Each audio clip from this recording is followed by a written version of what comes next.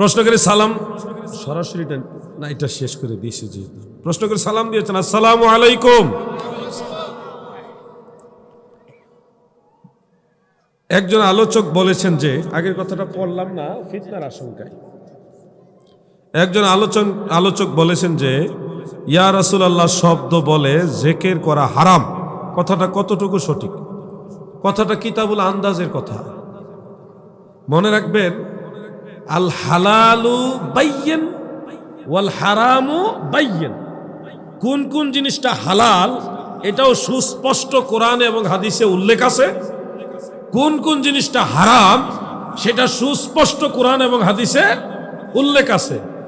যদি কোনো ভাই বলে এটা হারাম, এর পিছনে কোরআনের কোনো রেফারেন্স দেয় নাই, হাদিসেরও রেফারেন্স দেয় নাই, বুঝে নেবেন এটা আল্লাহ রসুল হারাম করে নাই, ওই বক্তা নিজে হারাম বানাইছে।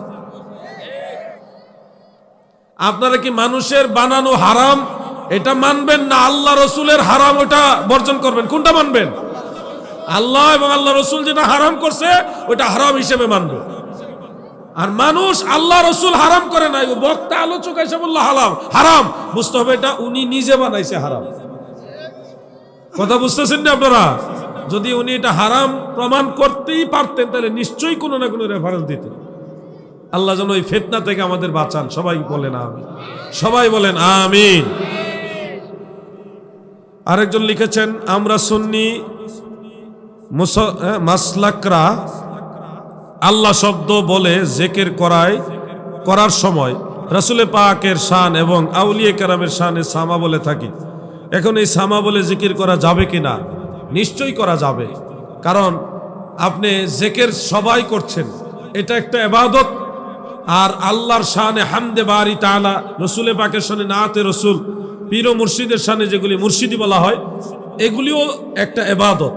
দলিল আত-তাইসির বিশরহে জামিউস সাগীরের মধ্যে উল্লেখ, এটা নির্ভরযোগ্য, আমল করার জন্য নির্ভরযোগ্য সনদের হাদিস।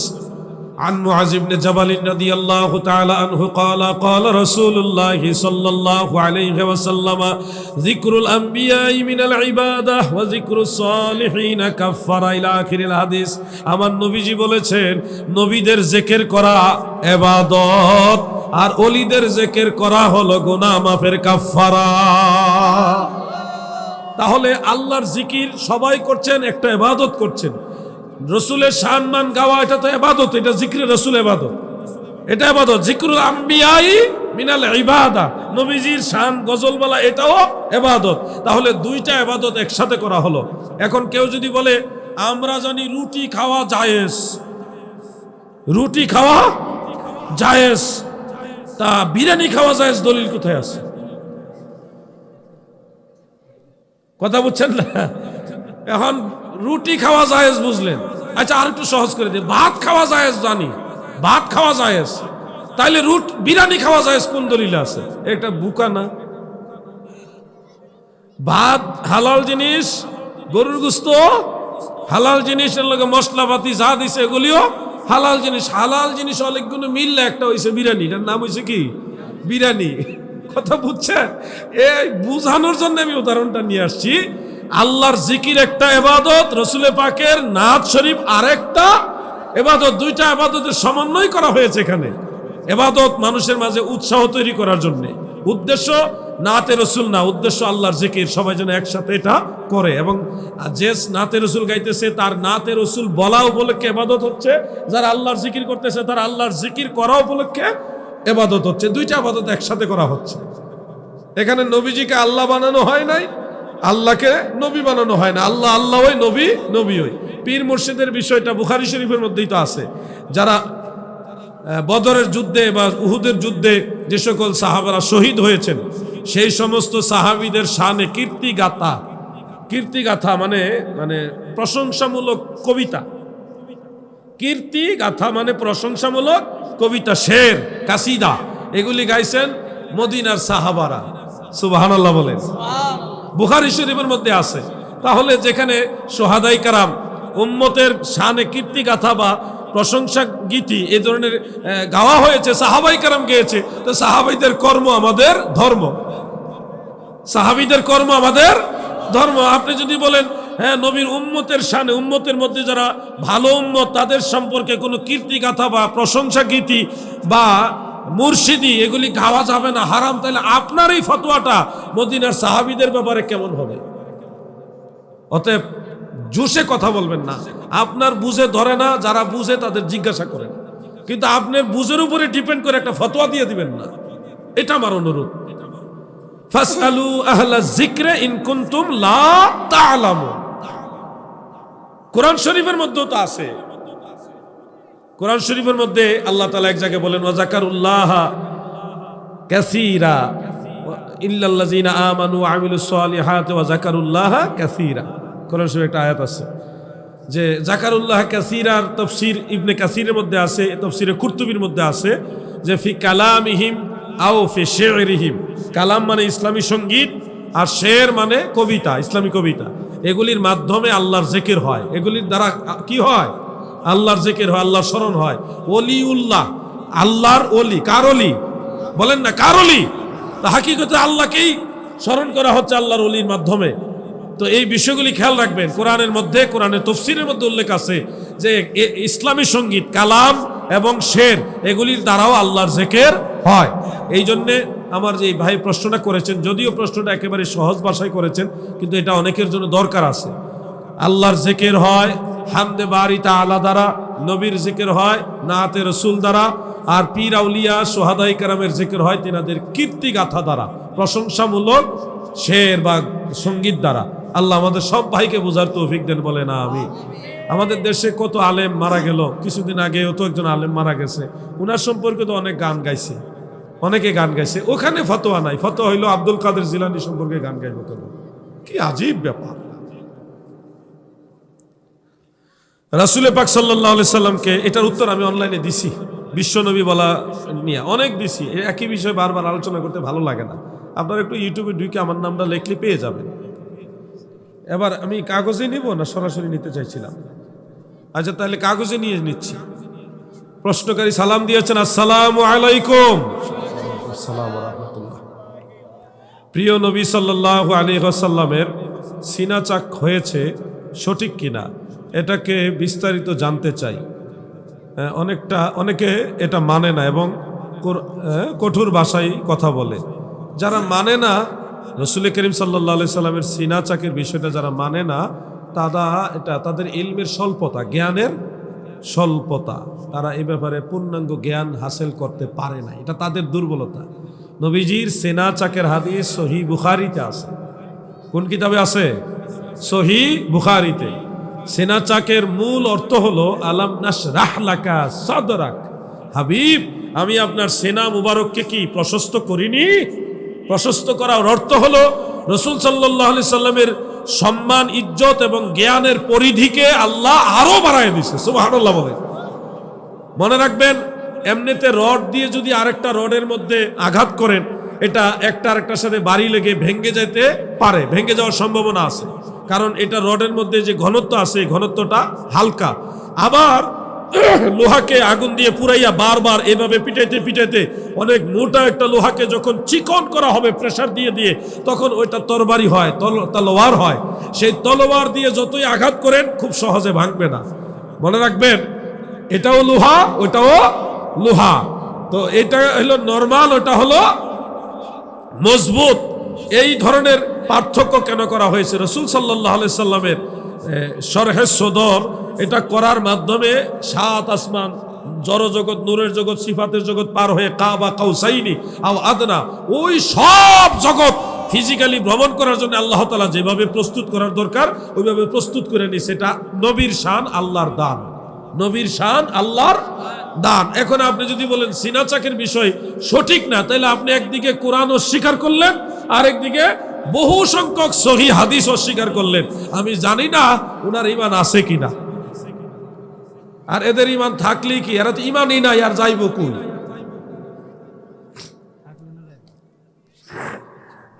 শাবান মাসের চাঁদ ওঠার পর হালুয়া রুটি বানানো এবং ঘরে ঘরে দেওয়া যাবে কিনা? এটা সুন্নত নয়, তবে মুস্তাহসান। মুস্তাহসান মানে এটা যদি সওয়াবের নিয়তে করেন সওয়াব হবে, ভালো নেক নিয়তে যদি করেন এটা সওয়াব হবে। সাহাবাই কারাম এবং আল্লাহ রসুল সাল্লাল্লাহু আলাইহি ওয়াসাল্লামের জামানায় এই ধরনের প্রচলন ছিল না, কিন্তু পরবর্তী যুগে মুসলমানদের মাঝে এটা প্রচলিত হয়েছে। যেহেতু এই বিষয়টা একটা উত্তম প্রচলন এবং হাদিস শরীফে বলা হয়েছে মানুষ মানুষকে খাবার দেওয়া হলো সর্বোত্তম ভালো কাজ। আইয়ুল ইসলামি খাইরুন ক্বালা তুতঈমুত তাআম, এটা সহিহ বুখারীর হাদিস, মুসলিম শরীফে আছে। ইসলামের সর্বোত্তম কাজ হলো মানুষকে খাবার দেওয়া। ওই হাদিস দ্বারা মানুষকে খাবার দেওয়া উত্তম প্রমাণিত। এবং সহিহ মুসলিম আরেকটা হাদিস ইবনে মাজাতেও আছে যে মান সান্না ফিল ইসলামে সুন্নাতান হাসানা কানা লাহু আজরুন, যারা ইসলামের মধ্যে ভালো কোনো প্রচলন করে, ভালো কোনো কাজের প্রচলন করে, এটার জন্য তাদের সওয়াব আছে। কি আছে? সওয়াব আছে, জাযা রয়েছে। মন্দ প্রচলন করলে এটার জন্য আবার গুনাহ আছে। তো আমরা দেখি মানুষকে খাবার দেওয়াটা ভালো প্রচলন। এটা কোন কিতাবে? হাদিসের কিতাবেই, আল্লাহ রসুলের কাছ থেকে আসে। যেহেতু ভালো প্রচলন, সেহেতু কেউ যদি যার যার সামর্থ্য অনুযায়ী শবে বরাতে, শবে মেরাজে বা সুবিধা মতো সময়ে পাড়া প্রতিবেশীদেরকে খাবার পরিবেশন করে, এটা যদি রেওয়াজ হিসেবেও করে, তাও মুসলিম শরীফের হাদিস দ্বারা প্রমাণ হয় এটা উত্তম প্রচলন হিসেবে, উত্তম রীতি হিসেবে সওয়াবের কাজ। মুস্তাহসান মানে উত্তম কাজ, যেটা সওয়াব হয়। এখন আপনি যদি বলেন যে না হুজুর মুস্তাহসান হিসেবে এটা আমরা কেন নিব, তাহলে আপনি যদি মসজিদের ইমাম সাহেবের বেতন দিয়ে থাকেন, মসজিদের খাবার ইমাম সাহেবের খাবারের ব্যবস্থা করে থাকেন, 30 দিনে দেখা গেছে কয়েকটা বাড়ি মিল্লা ইমাম সাহেবের খাবার দেয়, মুয়াজ্জিন সাহেবের খাবার দেয়, এটা যেই দলিলে জায়েজ, শবে বরাতের হালুয়া রুটি ওই একই দলিলে জায়েজ। কথা বুঝছেন? আল্লাহ রসুল সাল্লাল্লাহু আলাইহি সাল্লাম এবং সাহাবাই কারাম মসজিদের ইমাম হিসেবে নামাজ পড়াইছেন এবং এই বিনিময়ে মুসল্লির বাড়ি বাড়ি খাবার খান নাই। এই প্রচলন নবীজির জামানায় ছিল না, সাহাবীদের জামানায়ও ছিল না। পরবর্তীতে মুসলমানরা এসে দেখলো উনি যেহেতু আমাদের সমাজের ইমাম, আমাদের ইমামতি করেন এবং এই সুবাদে অনেক ব্যবসা বাণিজ্য করতে পারেন না, ভালোভাবে চাকরি নকরি করতে পারেন না, তো ওনাকে আমরা একটু সহযোগিতা করা দরকার। ওই হিসাবে এটা উত্তম প্রচলন হয়ে গেছে ইমাম সাহেবের 3 বেলা খাওয়ান দেওয়া, বেতন দেওয়া। এইটা যেই দলিলে জায়েজ, ওই দলিলে হালুয়া রুটি জায়েজ। বলার সব যেই দলিলে ওয়াজ করে হাদিয়া নেওয়া জায়েজ, ওই দলিলে শবে বরাতের হালুয়া রুটিও জায়েজ।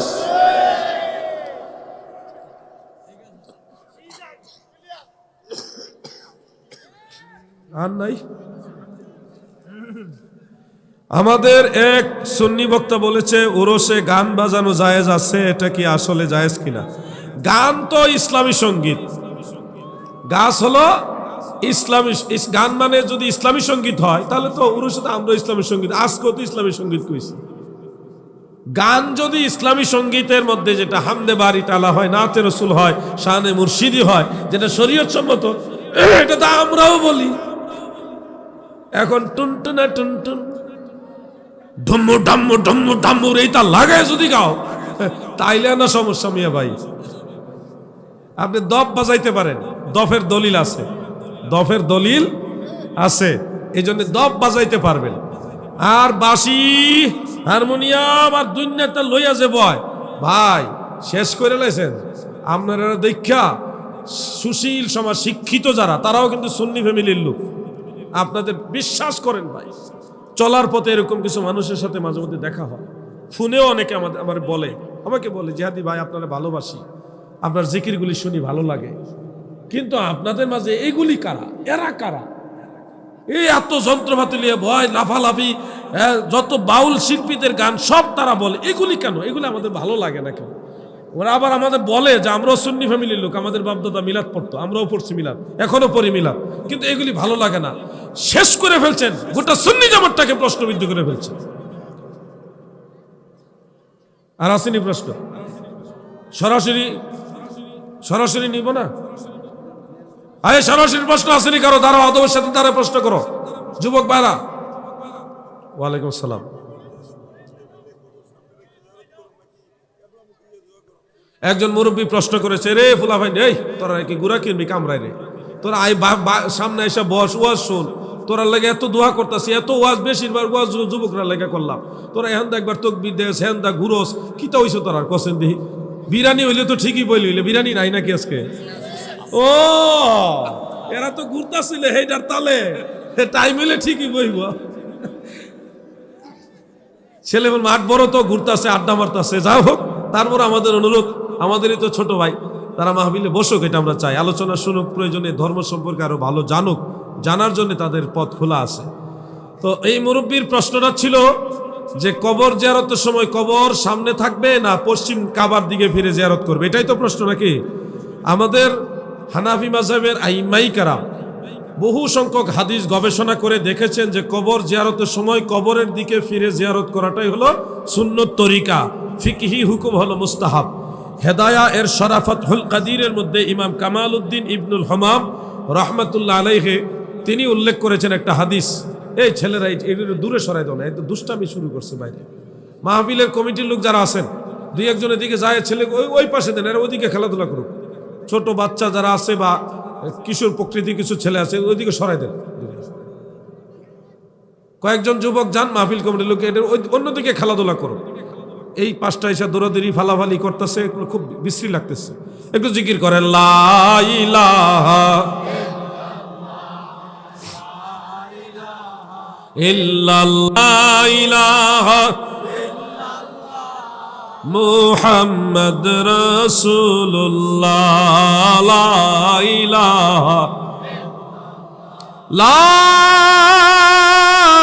ইলাহা ইল্লাল্লাহু মুহাম্মাদুর রাসূলুল্লাহ সাল্লাল্লাহু আলাইহি ওয়াসাল্লাম। কবর জিয়ারতের সময় কবরস্থানের দিকে ফিরে জিয়ারত করা সম্পর্কে হেদায়া এর শরাফাতুল কাদিরের মধ্যে ইমাম কামাল উদ্দিন ইবনুল হমাম রাহমাতুল্লাহ আলাইহি একখানা সহিহ হাদিস উল্লেখ করেছেন হযরত আব্দুল্লাহ ইবনে ওমর রাদিয়াল্লাহু আনহুমা থেকে, যিনি আল্লাহর নবী এবং হযরত আবু বকর সিদ্দিক, হযরত ওমর ফারুক রাদিয়াল্লাহু আনহুমা তিনাদের জিয়ারতের সময় কবরকে, রওজা মুবারককে এবং তিনাদের কবর মুবারক দয়কে, মাজার শরীফ দয়কে সামনে রেখে জিয়ারত করেছেন এবং কিবলাকে পিছন দিয়ে জিয়ারত করেছেন। তিরমিজি শরীফের মধ্যে আরেকটা হাদিস উল্লেখ, যেটা মিশকাত শরীফের বাবু জানাইজের মধ্যে উল্লেখ রয়েছে এইভাবে, عن عبد الله بن عباس رضي الله تعالى عنهما قال مر النبي صلى الله عليه وسلم على المقابر بالمدينة فأقبل عليهم بوجهه فقال السلام عليكم يا أهل القبور يغفر الله لنا ولكم أنتم سلفنا ونحن بالآثار رواه الترمذي। হযরত আব্দুল্লাহ ইবনে আব্বাস রাদিয়াল্লাহু আনহুমা বলেন, মদিনা শরীফের এক কবরস্থানের পাশ দিয়ে দয়াল নবীজি অতিক্রম কালে কবরস্থানের দিকে নবীজির চেহারা মুবারক ঘুরাইয়া সর্বপ্রথম নবীজি কবরবাসীকে সালাম দিয়েছেন, আসসালামু আলাইকুম ইয়া আহলাল কুবুর, হে কবরবাসী আপনাদের উপরে আমার সালাম। এরপরে নবীজি দোয়া করলেন, ইয়াগফিরুল্লাহু লানা ওয়া লাকুম, আল্লাহ আমাদেরকে এবং আপনাদেরকে যেন ক্ষমা করেন। এরপরে নবীজি আরো বলেছেন, আনতুম সালাফুনা ওয়া নাহনু বিল আসার, এই দোয়া এবং সালাম, সালাম এবং দোয়া দুইটাই আল্লাহর নবী কবরস্থানের দিকে ফিরে করেছেন। এই জন্য হানাফি মাযহাবের সব ইমামরাই বলেছে দয়াল নবীর সুন্নত, সাহাবীদের সুন্নত হলো কবরস্থানের দিকে ফিরে জিয়ারত করা। শেখ আব্দুল হক মুহাদ্দিস দেহলভী লুমাআতুত তানকিহ নামক একটা কিতাব আছে, এটা মিশকাত শরীফের শরা, সেখানে লিখেছেন ওয়া আলাইহিল ফাতাওয়া, মানে এই মাসালার উপরে আইম্মায়ে আহনাফের সবার ফতোয়া হয়েছে, এটাই আমাদের জন্য মাসআলা। মারহাবা, বুঝছেন নি আপনারা? কবর জিয়ারত কোন দিকে ফিরে? কবরস্থানের দিকে ফিরে। আর কার প্রশ্ন আছে বলো, আরো তিনজন নিব। উনি আগে দাঁড়াইছিল, আমনেটা নিতাম না ওনারটা নিতাম? আচ্ছা, আপনারটা আগে, এরপর আপনারটা নিতেছি। হ্যাঁ, ওনার প্রশ্নটা হলো যে আমরা তো হাত বাঁধি নামাজের মধ্যে নাভির নিচে, বাম হাতের কবজির উপরে ডান হাত রেখে নাভির নিচে, ইদানিং কিছু লোক এইভাবে হাত বাঁধে, তো এই ব্যাপারটা উনি জানতে চাইছে। শুনুন, যারা বুকের নিচে নাভির উপরে এইভাবে হাত বাঁধেন, তারা একটা হাদিসকে নিজেরা গবেষণা করে আমল করা শুরু করে দিয়েছেন। যেমন এই হাদিসটা বুখারী শরীফের মধ্যে আছে, عن سهل بن سعد رضي الله عنه قال كان الناس يؤمرون أن يدع الرجل اليد اليمنى على ذراعه اليسرى في الصلاة رواه البخاري। সাহল ইবনে সাদ রাদিয়াল্লাহু আনহু বলেন, লোকেরা আমাদেরকে আদেশ দিতেন আমরা যেন নামাজে বাম জেরার উপরে, বাম বাহুর উপরে ডান হাত রাখি, মানে বাম হাতের উপরে যেন ডান হাত রাখি। এখানে বুকের উপরের কথাও নাই, নাভির নিচের কথাও নাই, নাভির উপরের কথাও নাই, শুধু বলা হয়েছে বাম হাতের উপরে যেন ডান হাত রাখি। এই হাদিসের উপরে নরমাল সবাই আমল করা শুরু করে দিচ্ছে এইভাবে। কিন্তু আল্লাহ রসুল সাল্লাল্লাহু আলাইহি সাল্লাম এইভাবে হাত বাঁধতেন না। নবীজি হাত বেঁধেছেন বাম হাতের কবজির উপরে ডান হাত, বাম হাতের কবজির উপরে ডান হাত। এটা বুখারী শরীফের মধ্যে আছে হযরত আলী রাদিয়াল্লাহু আনহু থেকে। আর মুসলিম শরীফে, আবু দাউদে, তিরমিজিতে আরো অনেক কিতাব আছে যে ওয়াইল ইবনে হুজর বলেন যে রাসূল করিম সাল্লাল্লাহু আলাইহি সাল্লামকে দেখেছি নামাজের মধ্যে সুম্মা ওয়াদা ইয়াদাহুল ইউমনা আলা কাফফিহিল ইউসরা, নবীজি বাম হাতের কবজির উপরে ডান হাত রেখেছেন। এখন আপনি যদি বাম হাতের কবজির উপরে ডান হাত রাখেন এবং উপরে নিচে কোনো দিকে ঠেলাঠেলি না করেন, নরমাল হাতটা রাখেন, কোনো উপরেও না নিচেও না, নরমাল রাখলে দেখবেন নাভির নিচে চলে যায়। কারো পেট একটু বড় থাকলে তাহলে তার হাতটা নাভি বরাবর থাকে, কিন্তু কোনো অবস্থাতে বুকের উপরে উঠে না, বুকের উপরে জোর করে উঠাইতে হবে।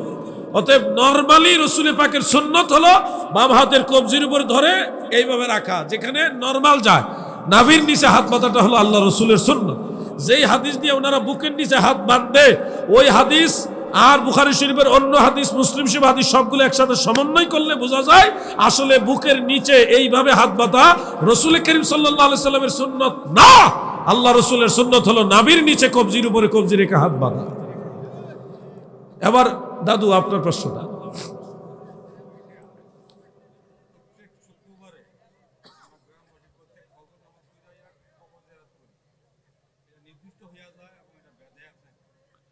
প্রত্যেক জুমার দিন ফজরের নামাজের পরে সবাই মুসল্লিরা সবাই কবর জিয়ারত করেন, এটা নির্দিষ্ট হয়ে যাওয়ার কারণে বিদআত হবে কিনা, প্রশ্নটা হলো এটা। এক কথায় উত্তর হলো বিদআত হবে না, বরং এটা উত্তম কাজ হবে। দলিল ভিত্তিক উত্তর হলো রাসূল সাল্লাল্লাহু আলাইহি সাল্লাম নির্দিষ্ট দিনকে নির্ধারিত করে কবর জিয়ারত করতেন, নির্দিষ্ট দিনকে নির্ধারিত করে কবর জিয়ারত করতেন। দলিল কি? দলিল হলো মুসান্নাফ আব্দুর রাজ্জাক, পুরাতন ছাপা, আমার কাছে ওই পুরান ছাপাটা আছে, নতুন ছাপার মধ্যে হাদিসটা নাই, কিন্তু পুরান ছাপার মধ্যে আছে, পুরান ছাপাটা আমার কাছে আছে। এরপরে ফতোয়া শামির মধ্যে হাদিসটা আছে। ইমাম যাহাবী রাহমাতুল্লাহ আলাইহির সিয়ারু আলামিন নুবালা এবং তারিখুল ইসলাম, এই দুইটা কিতাবে হাদিসটা আছে। এছাড়া আরো অনেক কিতাব আছে, সেখানে উল্লেখ রাসূল করিম সাল্লাল্লাহু আলাইহি সাল্লাম প্রত্যেক বছরের শুরুতে আলা রাসে কুল্লি হাউলিন, প্রত্যেক বছরের শুরুতে দয়াল নবী রাসূল পাক সাল্লাল্লাহু আলাইহি সাল্লাম শুহাদায়ে উহুদ, মানে মদিনা শরীফের খুব কাছাকাছি হলো উহুদের যারা শহীদদের মাজার, আমির হামজা রাদিয়াল্লাহু আনহুর মাজার, আরো কয়েকজন সাহাবীর মাজার ওখানে আছে। এই মাজার শরীফ জিয়ারত করার জন্য প্রত্যেক বছরে নির্ধারিত দিনে, প্রত্যেক বছরের শুরুতে মুহররমের 1 তারিখে সাহাবীদের নিয়ে নবীজি জিয়ারত করতে যাইতেন। ওয়া কানু আবু বকর ওয়া উমর ওয়া উসমান রাদিয়াল্লাহু আনহুম ইয়াফআলুনা যালিক। শুধু নবীজি করেছেন তা নয়, আবু বকর সিদ্দিক, উমর ফারুক, উসমান যুন নূরাইন রাদিয়াল্লাহু আনহু ওনারাও খেলাফতের আমলে দল বাইন্দা সাহাবীদের নিয়ে নিয়ে কবর জিয়ারত করছে। এমনকি প্রতিদিন আল্লাহর নবী কবর জিয়ারত করেছেন। সহিহ মুসলিমে উল্লেখ, আম্মা জান আয়েশা রাদিয়াল্লাহু আনহা বলেছেন, যে কাজটা আপনারা করছেন দাদু, হাজী সাহেব নিয়মনে আপনারা তো প্রতিদিন করেন না, প্রতিদিন করছেন, আল্লাহ রসুল নিজেও প্রতিদিন করছেন। নারায়ে তাকবীর, নারায়ে রিসালাত, আহলে সুন্নাত ওয়াল জামাত। তাহলে তো আপনারা যদি প্রতি জুমার দিন করেন, বুঝছি একজন আলেমই বলছে এটা বিদআত। এখন বিদআত বলার জন্য নিশ্চয় একজন মুজতাহিদ কর্তৃক রায় লাগবে। চায়ের দোকানদার যদি বলে অমুক ব্যক্তির ফাঁসির রায়, চায়ের দোকানদার, এটা তো সবাই মানবেন, তাই না? অথবা অটো চালক, আপনাদের এলাকায় অটো চালক আছে না, পুরো ডেঞ্জারাস, এই এলাকার অটো চালকটা মারাত্মক। অটো চালক যদি বলে অমুক ব্যক্তি মার্ডার কেসের আসামি, তাকে ফাঁসির আদেশ দেওয়া হোক, এটা কি মানবেন সবাই? যে কোনো ব্যাপার একটা রায় দিতে হলে ওরকম একজন যোগ্য ব্যক্তির রায় লাগবে। সাধারণ আলেমরা মুকাল্লিদ, অনুসারী, আমরা সাধারণ ব্যক্তিরা কখনো কোনো রায় দিতে পারবো না। আমরা জাস্ট মুজতাহিদ যারা, ওই জজ সাহেবের রায় যেমন অ্যাডভোকেটরা ফলো করে, জেলার সাহেব ফলো করে, আমরা জাস্ট ওই রকম দিনের ওরকম জজ সাহেব আছে, দিনের ভিতরে জজ সাহেব আছে, ওনাদেরকে বলা হয় মুজতাহিদ। ওই মুজতাহিদ যদি বলে হাযা বিদআতুন, এটা বিদআত, তখন ওই ফতোয়া অনুসারে আমরাও বলবো এটা বিদআত। কিন্তু কোনো মুজতাহিদের রায় নাই। আমি সলিমুদ্দিন কলিমুদ্দিন যদি বলি এটা বিদআত, তাহলে হবে, যোগ্য ব্যক্তি লাগবে, একজন মুজতাহিদ, একজন জজ সাহেবের রায় লাগবে, বিচারপতির একজন বিচারপতির রায় লাগবে যেটা বিদআত। যদি উনি রেফারেন্স দিয়ে বলে থাকে, সেটা আমাদের কাছে পেশ করলে আমরা অবশ্যই সেটা জানবো, যদি মানার মতো হয় মানবো, আর না হয় সেটা রদ করব, খণ্ডন করব। আর যদি কোনো রেফারেন্স না দিয়ে বলে থাকে, তাহলে বুঝবেন এটা আল্লাহও বলে নাই নাজায়েজ, আল্লাহ রসুলও বলে নাই, সাহাবারাও বলে নাই, কোনো ইমাম বলে না, উনি নিজের থেকে এটা বিদআত বানাইছে। আর দলিল হলো কিতাবুল আন্দাজ। দলিল হলো কি? যেই কবর জিয়ারত আল্লাহ রসুল সাল্লাল্লাহু আলাইহি সাল্লাম প্রতিদিন করেছেন, যেই কাজ প্রতিদিন করা জায়েজ, ওই কাজ সাপ্তাহিক দিন না জায়েজ। কথা বুঝতেছেন না আপনারা?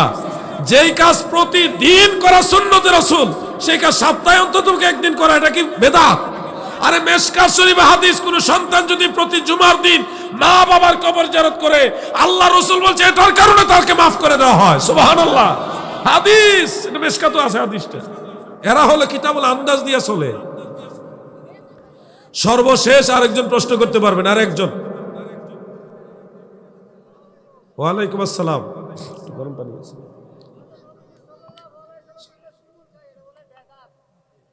আরে বেদাত রে, একটাই নিলাম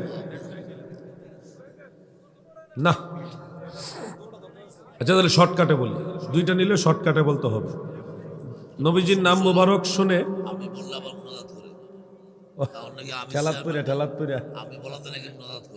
তাহলে দুইটাই নিলাম, ঠিক আছে? সংক্ষেপে বলি। রাসূল করিম সাল্লাল্লাহু আলাইহি ওয়াসাল্লামের নাম মুবারক শুনে আজানের ভিতরে আমরা যখন নাম শুনি, তখন চুমা খেয়ে চোখে মাসে করি। এটা মুস্তাহাব, বিদআত নয়, মুস্তাহাব, সওয়াবের কাজ। দলিল দাইলামি শরীফের একটা হাদিস, ইমাম শামসুদ্দিন সাখাবী, যিনি হাফিজুল হাদিস, তিনি মাকাসিদুল হাসানা কিতাবের 384 নম্বর পৃষ্ঠার মধ্যে হাদিসটা আনছেন। নবীজি একদিন বসা, নবীজির পাশে হযরত আবু বকর সিদ্দিক রাদিয়াল্লাহু আনহু বসা, আর ওইদিকে হযরত বেলাল আজান দিচ্ছেন। বেলাল রাদিয়াল্লাহু আনহু আজানের মধ্যে যখন আশহাদু আন্না মুহাম্মাদার রাসূলুল্লাহ বললেন, নবীজির কাছে বসে আবু বকর সিদ্দিক বলতেছে সাল্লাল্লাহু আলাইকা ইয়া রাসূলুল্লাহ। নবীজিকে ভালোবেসে আবু বকর সিদ্দিক এভাবে চুমা খেয়ে চোখে মাসেহ করলেন, দুইবারই আমলটা করলেন। নবীজি দেখলেন আবু বকর সিদ্দিক এই কাজটা করেছেন, যার দরুন নবীজি আজানের পরে বললেন মান ফাআলা মিসলা মা ফাআলা খলিলি হাল্লাত আলাইহি শাফাআতি। আমার খলিল আবু বকর যে আমল করেছে, এরকম আমল যদি কেউ করে, তাকে শাফাআত করা আমার জন্য বৈধ, তাকে আমার পিছে পিছে জান্নাতে নিয়ে যাব। এটা হাদিস, মারফু হাদিস। এই হাদিস যারা এটাকে বিদআত বলে, তারা এই হাদিসটাকে জাল হাদিস বলে। আমি একবারে মূল কথাটা বলে দিই, যারা নবীজির নাম শুনে চুমা খাওয়াকে এভাবে বিদআত বলে, তারা এই হাদিস শরীফটা জানে, কিন্তু তারা বলে এটা জাল হাদিস। তারা কি বলে? আর আমরা বলি এটা আল হাদিস। বেশ কমটা হলো এখানে। তারা জাল হাদিস বলে। দলিল কি? দলিল হলো মাকাসিদুল হাসানা কিতাবে এই হাদিস উল্লেখ করে ইমাম সাখাবী লিখেছে ওয়ালা ইউসিহু, ওয়ালা ইউসিহু, এটা সহি নয়। এই ওয়ালা ইউসিহু এই শব্দ দিয়ে তারা ধরে নিয়েছে জাল হাদিস। কিন্তু উসুলে হাদিসের একটা পরিভাষা, উলুমুল হাদিসের একটা পরিভাষা হলো, কোন হাদিসের সাথে যদি ওয়ালা ইউসিহু শব্দটা থাকে, তখন এটা সহি হাদিসও বুঝায় না, জাল হাদিসও বুঝায় না, মাঝামাঝি বুঝায়। কারণ মুহাদ্দিসিনে কেরাম যখন সনদের দিকে দেখতেন এটা সহি হাদিস না, আবার এটা জাল হাদিসও না, তখনই ওনারা বলতেন ওয়ালা ইউসিহু। যদি দেখতেন এটা সহি, তখন বলতেন হাযা হাদিসুন সহিহ। আর যদি দেখতেন এটা জাল হাদিস, তখন বলতেন হাযা মাউদু লা আসলা লাহু, হাযা কিসবুন, হাযা বাতিল, এইভাবে বলে দিতেন। জাল হাদিস হলে ডাইরেক্ট জাল বলতেন, সহি হইলে ডাইরেক্ট সহি বলতেন। যখন দেখতেন এটা সহি হাদিসও না, জাল হাদিসও না, মাঝামাঝি, হাসান অথবা দাইফ, তখন মুহাদ্দিসিনে কেরাম বলতেন ওয়ালা ইউসিহু, এটা সহিহ নয়। হাফেজ ইরাকি, ইমাম ইবনু হাজার আসকালানি, ইমাম মোল্লা আলী কারি, আব্দুল হক মুহাদ্দিস দেহলভী, ইমাম আহমদ বিন হাম্বল, বড় বড় মুহাদ্দিসরা এই কথাগুলি বলেছেন, যেটা আমি আপনাদের বুঝাই দিলাম সহজ ভাষায়। ওই দৃষ্টিতে বোঝা গেল যারা এই হাদিসটাকে জাল হাদিস বলতেছে ওনাদের জ্ঞানের স্বল্পতা আছে, আরো জানার দরকার আছে, আরো জানার দরকার আছে। এরপরে এই হাদিসের উপরে ডিপেন্ড করে যুগের বড় বড় ইমামরা, মানে বিচারপতি, যারা বড় বড় ধর্মের বিচারপতি, জজ, বিচারপতি, বিচারক, তারা মুজতাহিদরা, ওনারা বলছেন, যেমন মোল্লা আলী কারি আসরারুল মারফুআ বি আখবারিল মাওদুআ, সেই কিতাবের মধ্যে বলেছেন ওয়া ইযা সাবাতা রাফুহু আলা সিদ্দীকিন ফায়াকফি আল আমালু বিহি। আবু বকর সিদ্দিক থেকে যেহেতু এটা মারফু ভাবে সাব্যস্ত হয়ে গেছে, আমল করার জন্য এটাই যথেষ্ট। ফতোয়া শামী কিতাবের দ্বিতীয় খণ্ডের 68 পৃষ্ঠার মধ্যে লিখছে এই আমলটা হলো মুস্তাহাব, সওয়াবের কাজ। সুবহানাল্লাহ। এখন যারা বলতেছেন বিদআত, তাদের দলিল দিন শেষে দেখবেন কয়েকটা যুক্তি, কোনো কিতাবের হাওলা নাই। কিতাবুল আন্দাজ, এটা বড় অনেক বড় কিতাব। জানাজার পরে দোয়া, জানাজার পরে দোয়া স্বয়ং আল্লাহ রসুল সাল্লাল্লাহু আলাইহি সাল্লাম করেছেন। একটা হাদিস বলি, নোট করেন, সহিহ মুসলিম, আন্তর্জাতিক হাদিস নম্বর হলো 2276। বাংলা অ্যাপসের মধ্যে মিল পাইবেন না, অ্যাপসের মধ্যে বহুত কারসাজি আছে। আন্তর্জাতিক হাদিস নাম্বার হলো 2276। হাদিসটা বর্ণনা করেছেন সাহাবী হযরত আউফ ইবনে মালিক রাদিয়াল্লাহু আনহু। তিনি বলেন, সাল্লা রাসূলুল্লাহি সাল্লাল্লাহু আলাইহি ওয়াসাল্লাম আলা জানাজাতিন ফাহাফিজতু মিন দুআইহি ওয়া হুয়া ইয়াকুল আল্লাহুম্মা ইগফির লি ওয়ারহাম, আল্লাহুম্মা ইগফির লাহু ওয়ারহামহু ওয়া'ফু আনহু আকরিম নুজুলাহু ওয়া ওয়াসি' মুদখালাহু ইলা আখিরিল হাদিস। লম্বা হাদিস। নবীজি এক ব্যক্তির জানাজার নামাজ পড়াইয়া জানাজার পরে মৃত ব্যক্তির জন্য দোয়া করলেন, যে দোয়া শুনে সাহাবারা মুখস্থ করেছেন। এই হাদিস স্পষ্ট করে ব্যাখ্যা দিয়েছেন শরহে মুসলিমের মধ্যে ইমাম নববী রাহমাতুল্লাহ আলাইহি। তিনি ফাহাফিজতু মিন দুআইহি, এটার ব্যাখ্যায় তশরিহ করতে গিয়ে লেখেন আল্লামানিহু বা'দাস সালাত, আমার নবী জানাজার নামাজের পরে বা'দাস সালাতে, জানাজার নামাজের পরে এই দোয়া করেছেন, আমাদের শিক্ষা দিয়েছেন। একেবারে স্পষ্ট উল্লেখ, বা'দাস সালাত, এটা জানাজার নামাজের পরে। আর এটা জানাজার ভিতরে হতেও পারে না, কারণ জানাজার নামাজের ভিতরে সানা, দুরুদ এবং আল্লাহুম্মা ইগফির লি হাইয়িনা ওয়া মাইয়িতিনা ওয়া শাহিদিনা সবগুলি হয় নিচু আওয়াজে। ইমাম সাহেব কি পড়ে না পড়ে পিছন থেকে মুসল্লিরা শুনে। অতএব নবীজি যদি এটা জানাজার ভিতরেই পড়তেন, তাহলে পিছন থেকে শুনে শুনে মুখস্থ করার কোনো সুযোগ নাই। এটা জানাজার পরে পড়েছেন বিধায় ইমাম নববী স্পষ্ট করেছেন বা'দাস সালাতের, জানাজার পরে সাহাবারা শুনে শুনে মুখস্থ করেছেন। অতএব সহিহ মুসলিমের হাদিস থেকে আপনাদেরকে একটা প্রশ্ন করি, যেহেতু আল্লাহ রসুল সাল্লাল্লাহু আলাইহি সাল্লাম জানাজার পরে দোয়া করেছেন, সেহেতু জানাজার পরে দোয়া জায়েজ না নাজায়েজ? জবান খুলে বলেন, জায়েজ না নাজায়েজ? আমি যদি কোনো ভুল তথ্য দিয়ে থাকি, যেমন মুসলিম শরীফের কথা বললাম, শরহে মুসলিম, আল মিনহাজ, ইমাম নববীর কিতাবের কথা বললাম, কিন্তু আপনি দেখলেন যে কিতাবে এটা নাই, তাহলে আপনি চেয়ারম্যান সাহেব সাক্ষী, ওনার মাধ্যমে আমাকে ইনভাইট করেন, আমি আসবো। অথবা আপনি আমার কাছে আসেন, চেয়ারম্যান সাহেব নিয়ে আমার বাসায় দাওয়াত, আসেন, আমি কিতাব খুলে আমরা দেখাই দিব। আপনি এই কিতাব নিয়ে আসেন, আপনারটার ভিতর থেকে আমি বের করে দিব। কিন্তু আমার দাবি হলো দোয়া করেন আর না করেন, কিন্তু মারামারি করেন না, বিরোধিতা করেন না। আপনার সময় নাই, আপনি দোয়া করবেন না, চলে যান। আরেকজনের সময় আছে, দোয়া করবে, তাকে বাধা দেওয়ার অধিকার আপনার। লাশ নিয়ে টানাটানি করবেন, এটা খুব খারাপ সিন, এটা আমরা চাই না।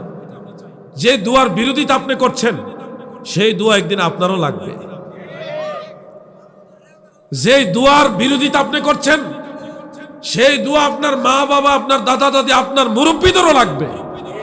অতএব এই জিনিসের বিরোধিতা, যারাই বিরোধিতা করতেছে, তাদের কোনো কোরআনেরও দলিল নাই, হাদিসেরও দলিল নাই। ফিকহের কিতাবের কিছু ইবারত আছে, ওইটাও ভাঙ্গা দেই, নাইলে আবার গিট্টুটা লাগাই রাখবো। ফিকহের কিতাবের মধ্যে কোন ফকিহগণ বলেছেন লা ইয়াদউ বা'দা তাসলিম, জানাজার সালামের পরে দোয়া করবে না। আবার কোন কোন আছে লা তাকুমু লিদুআই বাদা সলাতিল জানাজা, জানাজার নামাজের পরে দোয়ার জন্য দাঁড়াবে না। এই ফতোয়ারে এই ইবারতগুলি দিয়েই হলো ওনারা বলতেছে নাজায়েজ, কিন্তু ওনারা একটা ফরছে আরেকটা ফরছে না। এখানে প্রস্রাব করিবেন, এরপরে যে না আছে সেইটা উনি ফরছে না। এখানে প্রস্রাব করিবেন না কমা, করিলে 50 টাকা জরিমানা। উনিও ওনার যদ্দূর সুবিধা এখানে প্রস্রাব করিবেন না করিলে 50 টাকা জরিমানা এমনি পড়ছে। ওনার যেমনি ফললে সুবিধা অমনি পড়ছে। ফতোয়ায়ে বাহারুর রায়কের মধ্যে উল্লেখ আছে লা ইয়াদউ বা'দা তাসলিম ওয়া আনিল ফাদলি লা বা'সা বিহি। আরেকটা মাসালা আছে জানাজার পরে দোয়া করা জায়েজ আছে, কোনো অসুবিধা নেই, এইটা আর পড়ছে না। বাহারুর রায়কের মধ্যে মাসালাটা আছে। ইমাম কাজী খান রহমাতুল্লাহ আলাইহির সমসাময়িক একজন মুস্তাহিদ ইমাম ফাদলি, ইমামুল জলিল আল ইমাম আল ফাদলি রাহিমাহুল্লাহ, তিনি বলেছেন জানাজার পরে দোয়া জায়েজ। এখন এটাও তো হানাফি মাযহাবের ফতোয়া, এটা তো আর ওনাদের পক্ষে না, এজন্য এটা আর পরেও না, ওয়াজে কয়ও না। আর যে যারা বলছেন যে জানাজার পরে দোয়ার জন্য দাঁড়াবে না, কেন দাঁড়াবে না ওই কারণটা তো ওনাদের জানা লাগবে। লিআন্নাহু ইউশবিহু সালাহ, কেননা এটা নামাজের সাথে সাদৃশ্য হয়। অর্থাৎ জানাজার নামাজ যেইভাবে কাতারবন্দি হয়ে পড়েছেন ওইভাবে যদি দোয়ার জন্যও কাতারবন্দি হয়ে দাঁড়ান তাহলে এটা নামাজের মতো আরেকটা নামাজ বোঝা যায়, জানাজার মতো আরেকটা জানাজা বোঝা যায়। এই জন্য ফুকাহায়ে কেরাম বলছে জানাজার পর আর দোয়ার জন্য দাঁড়ায় থাকো না, কাতারবন্দি হইয়া দাঁড়ায় থাকো না, এটা সদৃশ হয়, তসবিহ হয়, মিল ম্যাচিং হয়ে যায়। এই জন্য আমরা সুন্নিরা তোর কাতারবন্দি হয়ে দোয়া করি না, কাতার ভাঙ্গা দোয়া করি, তাহলে জানাজার সাথে আর কোনো সাদৃশ্য হয় না। কোন কারণে যে নিষেধ করছে ভাই সাহেব ওই কারণটা আর জানেন না। কথা কি ক্লিয়ার বুঝতে পারছেন? বাস আজকে আর না, আল্লাহ হায়াতে বাঁচাল, আবার দেখা হবে ইনশাআল্লাহ। আসেন সবাই দাঁড়ায়া আল্লাহর নবীকে সালাম জানাইয়া নবী